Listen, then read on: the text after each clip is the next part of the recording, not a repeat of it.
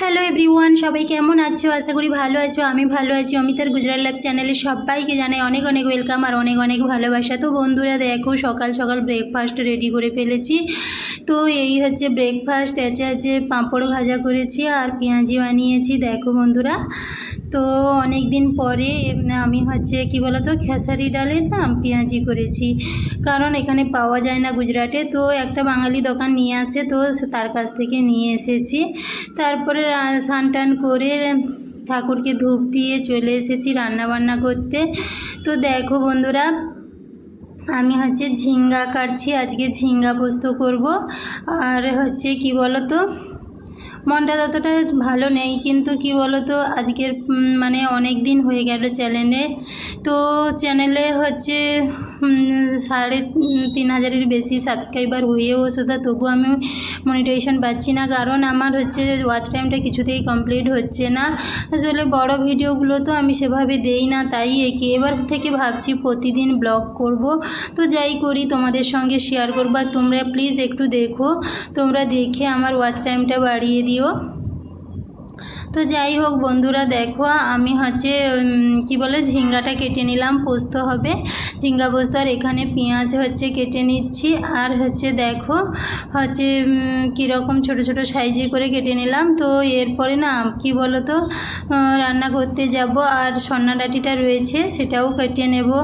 আর মনটা মানে খুবই খারাপ, কারণ কি বলো তো চ্যানেলের জন্য এত খাটার পরেও সেটা যখন কি বলো তো কোনো কিছু হয় না, তখনই কি বলো তো ভীষণ ভীষণ মনটা খারাপ থাকে, জানো তো। মানুষ প্রত্যেকে আসে ইউটিউবে কি বলো তো একটা আশা নিয়ে, একটা স্বপ্ন নিয়ে, তারপরে সেটা পূরণের জন্য। কিন্তু কি বলো তো কোনো কিছু যখন না হয় তখনই সত্যি সত্যি দুঃখজনক, মানে জাস্ট বলার কিছু নেই। তবুও চেষ্টা করি আমি যতটা পারি। হ্যাঁ কি বলো তো, আর মানে ভালো লাগছে না। তো যাই হোক বন্ধুরা, আমি হচ্ছে মানে আমি মেনলি হচ্ছে শর্টগুলো বেশি মানে দিয়েছি। শর্টগুলো বেশি দিলে হবে না, জানো তো, লং ভিডিও দিতে হবে। আর লং ভিডিওতেই ওয়াচ টাইম আসে, শর্ট ভিডিওতে আসে না। শর্ট ভিডিওতে কি বলো তো যদি 10 মিলিয়ন ভিউ হয় তবে যে হচ্ছে মনিটাইজেশন হয়, কি মানে ওয়াচ টাইমে। এটা বড় ভিডিওতে ওয়াচ টাইম 4,000 আর ছোট ভিডিওতে 10 মিলিয়ন ভিউ দরকার। এই হচ্ছে ব্যাপার ছিল। তো যাই হোক, আমি সন্না ডাঁটিটাও কেটে নিলাম তাড়াতাড়ি করে। ডাল দিয়ে সন্না ডাঁটি রান্না করব, আর হচ্ছে কি বলতো ঝিঙ্গা পোস্ত করব। আর হচ্ছে এই যে তরাইয়ের ছালগুলো জানো তো, ওগুলোকে আমি বেশি বেশি করে ডগরিয়ে ডগরিয়ে কেটেছি, ওগুলোকে একটা ভাজা করব। আজকে তোমাদের সঙ্গে আমি শেয়ার করব। তো চলো বন্ধুরা, আমার মেয়ে চলে এসেছে, দেখেছো কীরকম খালি গায়ে। তো খুবই বদমাশ, বললেও শোনে না, খুবই বদমাশি করে। তো দেখো বন্ধুরা, আমার সব কিছু কাটা হয়ে গেল, রেডি হয়ে গেল। এবারে আমি হচ্ছে রান্না করতে যাব।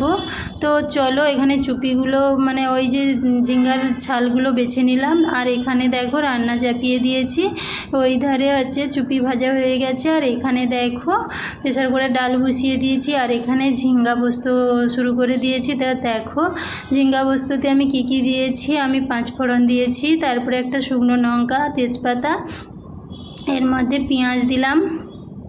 তোমরা কি দাও আমাকে কমেন্ট করে জানাবে। আমি তো পেঁয়াজ, লঙ্কা আর হচ্ছে কি বলো তো পোস্ত দেই, আর পোস্তর সঙ্গে কয়েকটা মানে কি বলে চীনাবাদাম বেটে দিয়েছি।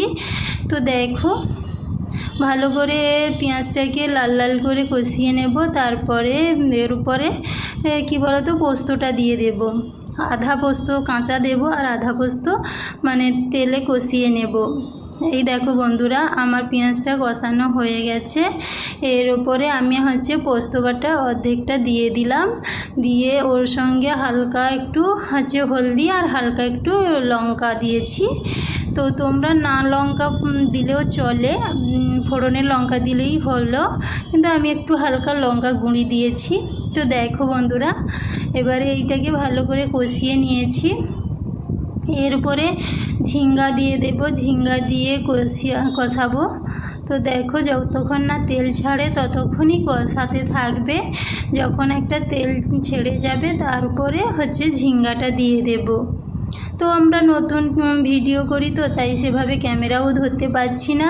তো যাই হোক বন্ধুরা, দেখো আমি ঝিঙ্গাটা যে মানে ভেজে রেখেছিলাম ওইটা দিয়ে দিলাম। ওইটা দিয়ে ভালো করে আস্তে আস্তে নাড়াচাড়া করলাম। তো কম ফ্লেমে রেখে মশলাটার সঙ্গে কষিয়ে নিলাম। দেখেছো বন্ধুরা, ভালো করে কষিয়ে নেবে, এভাবে পোস্ত রান্না করবে তো ঝিঙ্গা পোস্ত খুব খেতে সুন্দর লাগে গো। আমি তো দেখেছি তো খুব সুন্দর লাগে। এই দেখো বন্ধুরা, দেখেছো খুব সুন্দর হয়ে গেছে কষানো। তার উপরে ওই যে আধা বাটা পোস্তটা রয়েছিল না, ওই পোস্তটা অর্ধেকটা তেলে কষিয়ে নিয়েছি আর অর্ধেকটা এমনি রেখেছিলাম, ওইটা দিয়ে দিলাম। ওইটা দেওয়ার পরে ভালো করে নাড়াচাড়া করে নিচ্ছি। এরপরে ওকে ঢাকনা দিয়ে দেব। ঢাকনা দিয়ে কিছুক্ষণ আলুটা একটু সিদ্ধ হতে বাকি রয়েছে, ওইটা হালকা সিদ্ধ হয়ে গেলে তো বন্ধ করে দেব। তো মানে মনের কথা কাকে বলবো বুঝতে পারি না, তাই আমি ইউটিউবে এসেছি। ইউটিউবে ভিডিও করি বলে অনেক কথা শুনতে হয় বন্ধুরা, মানে দোকানেরও সহ্য করার বাইরে। তাই হয়ে গিয়ে দেখো বন্ধুরা, তোমরা আমার ফ্যামিলি, তোমাদেরকেই আমি বলছি। তো আমি আস্তে আস্তে সব কিছু তোমাদের সঙ্গে শেয়ার করব। দেখো বন্ধুরা, আমি কি কি রান্না করেছি দেখো। সন্নারাটি দিয়ে ডাল বানিয়েছি আর পোস্ত বানিয়েছি, আর ওই যে ঝিঙ্গার ছালকে ভেজেছি। দেখেছো তোমরা কে কে ঝিঙ্গার ছাল খেয়েছো? তো আমাকে কমেন্ট করে জানাবে।